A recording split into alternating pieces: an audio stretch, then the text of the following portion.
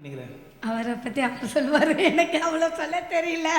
அவரை நிறைய இது பண்ணி வச்சிருக்காரா. எனக்கு ஒரு இது சொல்லி ஒன்று மறந்துடுறேன். அவரே சொல்லட்டும் அவரை பற்றி.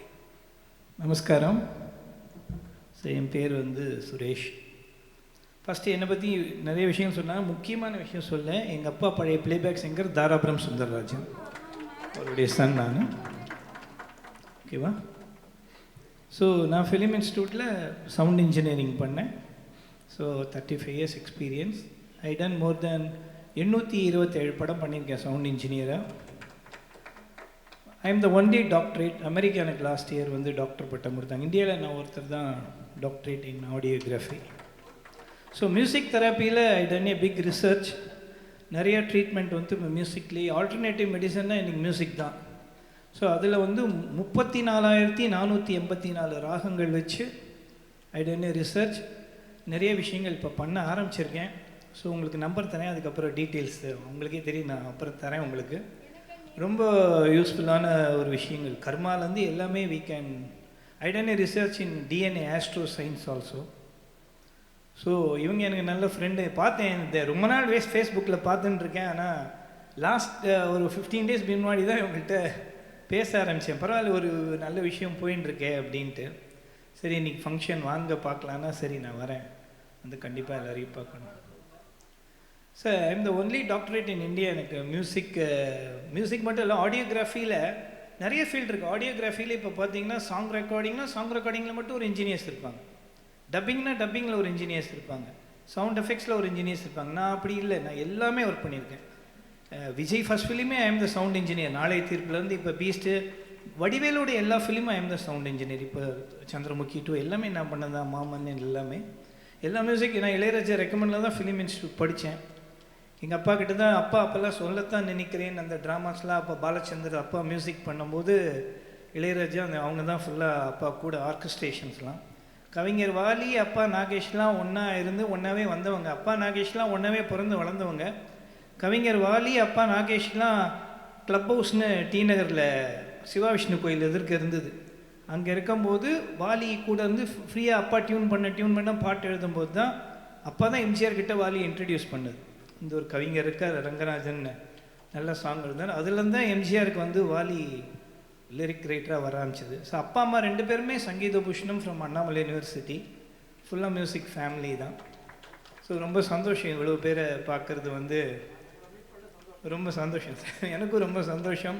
இவ்வளோ பேர் இந்த ஏஜ்லேயும் எல்லா ஃபேமிலி இதில் விட்டு இந்த மாதிரி படத்து. இப்போ நான் ஆக்சுவலாக இதெல்லாம் நான் ரொம்ப பார்க்க மாட்டேன். நான் டைம் இல்லை பார்க்க எனக்கு அந்த இதில்.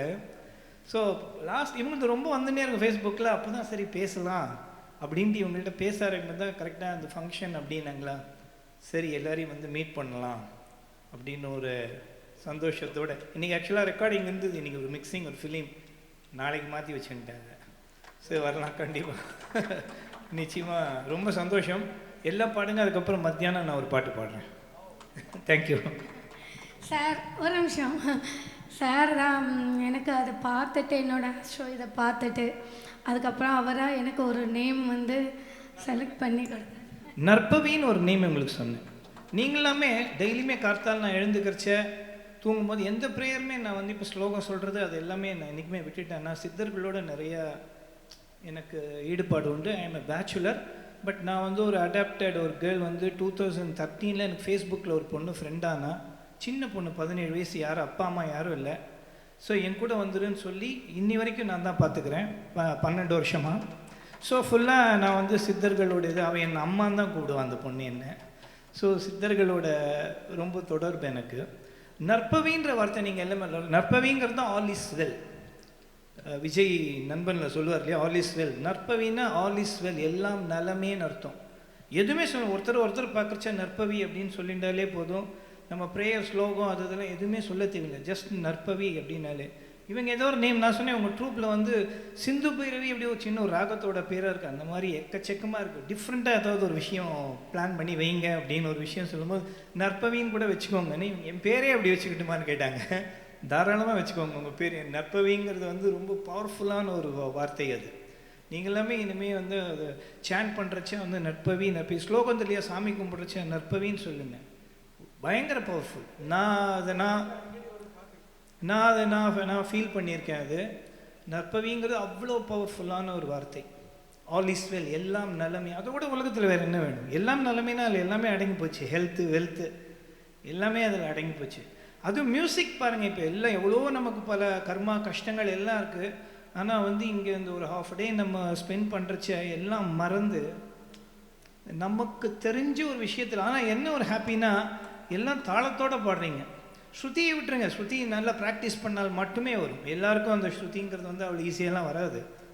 ஆனால் அருமையாக வந்து தாளத்தோடு பாடுறீங்க, அது வந்து ரொம்ப ஹாப்பி. ரித்தம், ஏன்னா ரித்தம் நாலேஜுங்கிறது தான் ஃபஸ்ட்டு பேசிக்கான ஒரு விஷயம் எல்லாருக்கும் தேவை. அது வந்து இன்னொரு, ஆனால் ஒரே ஒரு ரிக்வஸ்ட் மட்டும் நான் கேட்டுக்கிறேன், தப்பாக எடுத்துக்கூடாது. மற்றவங்க பாடுறச்சே நீங்கள் நிறைய பேர் பேசின்னு இருக்கீங்க, அது வந்து எனக்கு கஷ்டமாக இருக்குது. அது வந்து ஒரு கல்யாண கச்சேரி மாதிரி இன்றைக்கி நான் ஃபீல் பண்ண ஆரம்பிச்சிட்டேன்.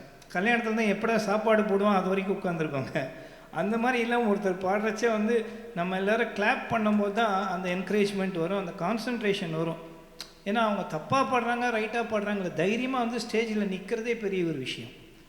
அப்போ அதை வந்து நம்ம எல்லோரும் அப்ரிஷியேட் பண்ணணும். நம்ம ஒரு கைத்தட்டல் தான் வந்து இருக்கிறதுலே பெரிய டானிக். அது அதோட பணம் இன்றைக்கி வேணால் 1/2 மணி நேரத்தில் செலவாயிடும். ஆனால் அந்த கிளாப் வந்து என்றைக்குமே நமக்கு மனசில் நிற்கக்கூடிய ஒரு விஷயம். ஸோ அதனால் ஒருத்தர் பாடுறச்சே வந்து நம்ம எல்லோரும் அதை கொஞ்சம் கவனித்தா சந்தோஷமாக இருக்குங்கிறது என்னுடைய தாழ்மையான ஒரு வேண்டுகோள். ஓகேவா? இல்லை, அது அது வந்துடும். நம்ம ரொம்ப நாள் கழிச்சு யாரையாக பார்க்கும்போது அந்த ஒரு விஷயம் நம்ம பேச ஆரம்பிச்சிடுவோம் நம்மளை மறந்து. பட் அப்படின்னு இல்லை, இங்கே ஒருத்தங்க, ஏன்னா நீங்கள் பாடும்போது 4 பேர் பேசுவோம், உங்களுக்கு அந்த ஃபீல் வரும். நம்ம எதிர்பார்ப்போம் நம்ம பாடுறதை எத்தனை பேர் ரசிக்கிறாங்கன்றது தான் அங்கே முக்கியமே. அப்போ வந்து மற்றவங்க பாடுறச்சு நம்ம அந்த தப்பை பண்ணும்போது நம்ம அதை எதிர்பார்க்கக்கூடாது. நம்ம எல்லாருமே அந்த ஒரு கவனத்தோடு இருந்தால் அது இன்னொரு சந்தோஷமாக இருக்கும். அப்படிங்கிறது என்னோட ஒரு ஜஸ்ட்டு. ஸோ சரியா, தப்பாக எடுத்துக்க வேண்டாம். ஏன்னா எங்கள் அப்பாவோட ட்ராக் இதில் இருக்கான்னு தெரியல. எங்கள் அப்பா உங்களுக்கு சொல்ல செல்வம் ஃபிலிமில், செல்வமில் எனக்காகவா நான் உனக்காகவா என்னை காணவா எனில் உன்னை காணவா நீ வா, எனக்காகவா நான் உனக்காகவா, தழுவாத தேகம் கண்டு தணியாத தாகம் கொண்டு தணல் மீது புழுவோ என்று தவிக்கின்ற உள்ளம் 2, தவிக்கின்ற உள்ளம் 2, எனக்காகவா நான் உனக்காகவா என்னை காணவா எனில் உன்னை காணவா நீ வா, எனக்காகவா நான் உனக்காகவா. அது ரொம்ப ஃபேமஸ் சாங். அது நிறைய இருக்குது. எல்லோரும் நல்லா பாடுறீங்க, ரொம்ப சந்தோஷம். சாயங்காலம் அதுக்கப்புறம் நான் சாங் அப்புறமா பாடுறேன். லிரிக்ஸ்லாம் எனக்கு தெரியாது, அதனால தான் பயந்து நான் பாடாமே உட்காந்துருக்கேன். இல்லை ஏதாவது ஒரு சாங் பாட்டுமா?